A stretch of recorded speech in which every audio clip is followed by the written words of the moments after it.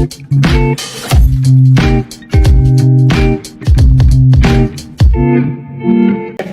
sahabat Broman, kembali lagi di program podcast edisi positif. Program podcast seru tapi inspiratif. Saya Salwa, tidak sendiri, saya bersama Kak Dona. Halo Kak Dona. Biasanya kan nih kakak nih yang ngomongkesku agak deg-degan nih rasanya. Soalnya keren kakak. Kita nanya-nanya tentang apa ya?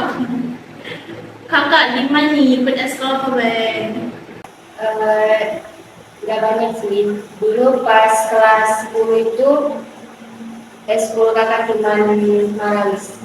Tapi semenjak kelas 11 kenal dari Broman ini, jadi kakak tertarik karena untuk melatih mental juga. Jadi eskul kakak tuh sekarang ada 3. Ya, yang pertama itu Marawis, kedua tuh Broman, yang ketiga nih OSIS.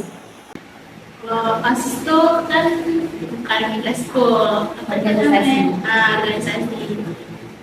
Gimana pengalaman kakak ikut eskul Marawis? Seru nggak nih ikut eskul itu? Pertama itu awal tuh kakak tuh milihnya Hadroh. Hadroh itu belum ada Marawis. Jadi ada sosialisasi dari tim Marawis Pangkal Pinang yang ada di Tampak. Jadi yang cewek Hadroh ini diwajibkan untuk ikut eskul Marawis.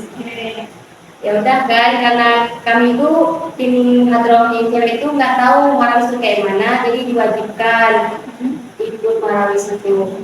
Terus kenapa juga kakak keluar dari Hadroh? Alasan yang pertama, kakak nggak mau ada 2 eskul dalam satu pembina. Oke, aku nggak bisa ngatur mana. Jadi ya udah pilihnya Marawis aja daripada Hadroh. Padahal kan sama. Kalau untuk Broman, seru nggak nih kak itu sekolah menurut kakak? Seru banget.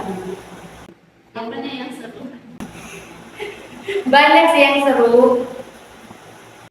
Coba kakak sebutkan salah satu yang seru itu apa? Yang seru pembinanya sih yang seru, kan kakaknya yang seru. Jadi biarpun kita malu masuk Broman ini, mental kita tuh kayak jadi pede gitu. Pembinanya nggak kak eskul Broman? Enggak sih, kalau sama kakak enggak Seru ya? seru, bisa diajak ngobrol. Kalau pembina ini kan Ibu Yustia kan Ibu Yustia ini mengajar juga nih di kelas, Ya. ngajar pendidikan Pancasila. Nah, ibu ini beda loh kalau di kelas sama di eskul. Jadi Apa bedanya? bedanya tuh kalau di kelas tuh ibu tuh serunya ada juga, tapi memang harus untuk belajar gitu. Nggak, intinya enjoy aja tuh belajar sama ibu, nggak ada kayak aku bisa ketemu sama ibu gitu. Kalau di eskul ini ya kita bisa kayak curhat sama ibu gitu.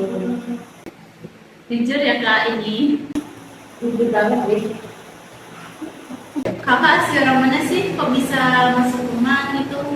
Saya aslinya orang Bangka Selatan di Togwali. Jauh banget ya? Jauh banget dari Togwali ke Pangkal Pinang itu perjalanannya itu 3 jam. Sekarang ngontrak atau gimana? Kakak tinggal di asrama karena kalau disuruh orang tua ngekos nggak bakalan disuruh. Terus juga kakak nggak ada kemauan untuk ngekos. Nah, kalau di asrama itu gimana tuh kak? Pengalaman kakak pertama di asrama? Pertama itu kaget banget. Awalnya tuh kayak asrama nih kayak pondok. Awalnya tuh masuknya kayak pondok karena ada hafalan Al-Quran, banyak les juga. Nah terus dulunya itu nggak tahu kalau di rumah ini ada asrama, nggak tahu sama sekali karena temennya kakak aku itu dulunya sekali sini, jadi dia ngasih tahu kalau ada asrama. Jadi ya udah kan kakak disuruh tinggal di asrama. Terus pengalaman kakak pertama kali nih ya, itu malam pertamanya itu nggak tertidur, kepanasan.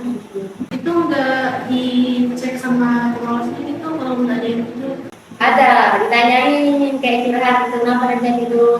Karena kan kakak ini di asrama pas tahun kakak itu cuma kakak yang dari Bali. Jadi kakak ngerasa kayak oh banyak banget itu, ada dari Bangka Barat, Bangka Tengah, Bangka Pinang juga. Jadi kakak tuh yang susah paling berbaur. jauh. Aku yang paling jauh. Berarti introvert ya. Banget. Awalnya introvert banget. Nah, kalau di asrama tuh boleh nggak Kak keluar malam gitu? Kalau misalnya kan ada tugas nih, mau beli barang itu boleh nggak? Boleh asalkan izin sama pembinanya. Kalau misal keluar itu kan nggak ada kendaraan gitu, itu kayak mana kalau misalnya jauh gitu, pinjam kendaraan siapa? Itu sih tergantung kita mau keluarnya itu sama temen apa sendiri. Kalau biasanya sendiri itu nggak seharusnya diizin gitu. Itu tuh kayak banyak pertanyaan gitu, kenapa mau keluarnya sendiri, mau kemana Ya, kayak agak gitu. ketat ya Agak berarti. Kalau di asrama tuh bangunnya ditekan nggak Kak, jam berapa gitu? ketat. Enggak. Cuman kayak Berarti sekarang nggak sekedar pondok gitu ya? enggak. Yang dulunya nih ya, zaman kami dulu kan ini udah ganti pembina nih. Dulunya zaman kakak tuh pembinanya beda, beda lagi. Aturannya itu kayak kurang ketat dulunya pembinanya dulu. Pembina sekarang ini memang ketat banget. Dulunya itu yang bikin nggak ketat. Dulunya HP udah dikumpulin pas malam-malam, nggak pernah dikumpulin. Sekarang pembinanya ini HP-nya dikumpulin dari jam kita pulang sekolah sampai jam 9. Itu baru dikembaliin untuk kelas 11 tapi. Kalau kelas 10 dari jam 5 sampai jam 9 dikembaliin, tapi mereka jam setengah 11 itu dikumpulin lagi HP-nya. Jadi kalau misalnya ada pemberitahuan dari sekolah tuh gimana kalau ada HP? Bisa izin, tapi kita itu harus pembinanya itu harus lihat dia tuh bener apa enggak, lihat HP-nya itu. Ketat banget ya berarti. Apa aja nih program-program yang ada di asrama? Banyak banget. Boleh sebutin nggak salah satunya? Programnya itu kalau malam malam Sabtu itu ada les bahasa Inggris. Oh, ada student juga. Ada, jadi les bahasa Inggris malam Sabtu itu kayak ada public speakingnya, jadi kayak kita belajar public speaking dalam bahasa Inggris juga ada. Di situ juga ada juga belajar bahasa Inggris kayak sekolah-sekolah. Nah, terus hari Kayak belajar tambahan. tapi karena kakak ngerasa, kakak sih ada sih ngerasa ngeluh kan, karena di sekolah full day, pulang sekolah udah belajar lagi di asrama, udah malam kan, kayak ngatur waktu itu tuh susah banget kalau ada PR yang banyak gitu kan. Terus juga kalau mau izin nggak les itu susah, karena kan les itu memang wajib. Jadi wajib semuanya wajib, ikut. wajib, jadi Kalau wajib. nggak ikut gimana? Kalau nggak ikut ya konsekuensinya harus diatur orang tua gitu. Kalau anaknya juga perlu ikut les gitu.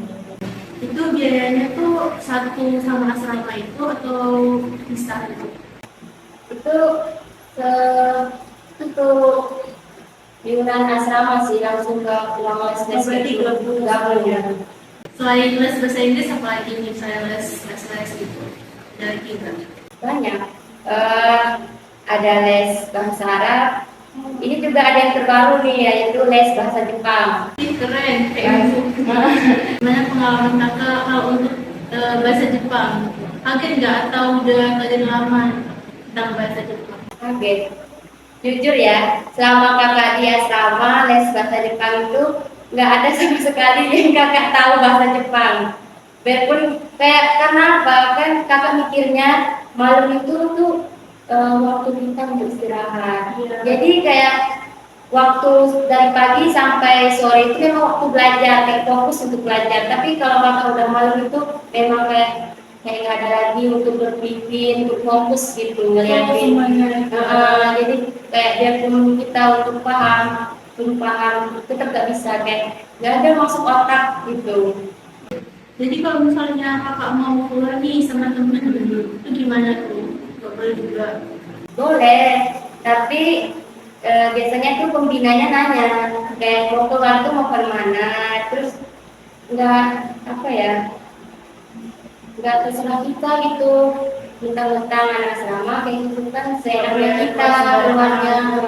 Biasanya tuh dia diizinin keluar tentang pelajaran sekolah.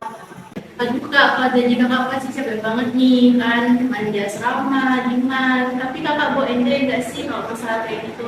Kalau mau enjoy sih enjoy kayak bodo amat gitu kan, karena eh, orang tua aku tuh kayak pernah bilang gitu kan, sekali nganterin ke asrama, misal dari pulang kampung nih kan kayak nganterin lagi kan ke asrama, kayak sebelum nganterin itu pas bilang kayak gini, misalnya ya, jangan ngeluh gitu kan, dulu katanya orang tua itu lebih susah dari sini. Nah jadi aku tuh kayak Sama orang tua. jadi tuh kayak ngerasa ya udah kan, dan semangatin dari orang tua, jadi nggak boleh ngeluh. Jujur emang capek, kayak ditanyain kan sama temen-temen yang nggak asrama gitu kan, gimana sih capek nggak? Kebanyakan orang capek, tapi aku ditanyain capek nggak, capek, tapi nggak ada ngeluhnya gitu kan, karena yang bikin capek itu kita sekolah full day, Ya, terus dilanjutin lagi asrama, belum lagi piketnya, belum lagi apa kayak kita nyuci baju gitu kan, itu semuanya mandiri, masaknya mandiri, semuanya mandiri, jadi kayak membagi waktu tuh susah banget. Oke Kak Dona, makasih nih Kak udah mau datang sini jawab-jawab pertanyaan dari Salwa penanda random nih kan. Oke sahabat Broman, sekian podcast saya dan Kak Dona. Terima kasih sudah menonton. Wassalamualaikum warahmatullahi wabarakatuh. Dadah.